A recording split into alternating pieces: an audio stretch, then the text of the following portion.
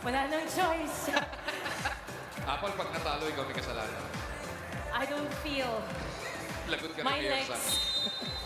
Parang di pa nagsisimula. Hinihingan si Apple, di pa tayo nagsisimula. Si Apple tumipensa eh. Uy, iba yung strategy ng Team White. Nakapwesto na sila dun sa mga spot nila early on. Pero ito kailangan sisimula, makapasok agad kayo ng boarding. Uy, medyo na ipit na dito ang Team White.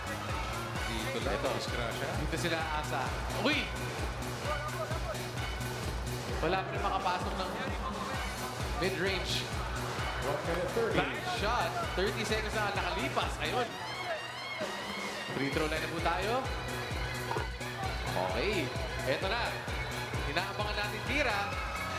Hindi gamit sa ilalim eh. Ba't hindi nagtirang Lola? Oo nga eh. Dito lang sumot. Okay. Jonas Terrado. Hindi pa rin. CJ Cancino dito. 1 minute. The only way they win this is if they completed. Grammar shot. There it is! Ayun na! Uy! Malapit talaga pag backshot eh. Hindi pa na nakakalagpas dito sa 3-point shot ang ating Team White. Mayor Sam. Ito na si Terrado. Wala pa rin. Cancino. Inasinta. Pumasok. 4 na. Ito na. The Apple David spot. Diretso! Sayang! Diretso. Kaya pa yan, Apple. Ayun! They need this one. If they complete it, this is going to be for the win.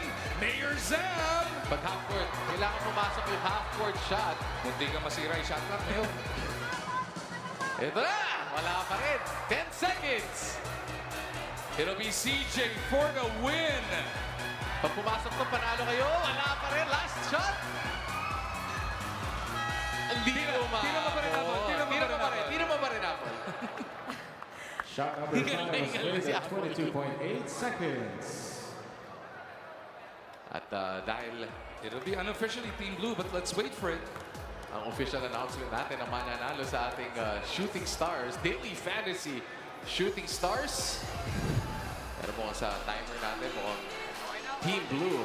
And our winner with the shortest time is Team Blue. At ayun na nga. Composed of Adrian Napum, Counselor Michael Angelo Sarmento, Justin Bacnis, and TV5 Sports reporter Ms. Jamie Lee and Rexer Burgos.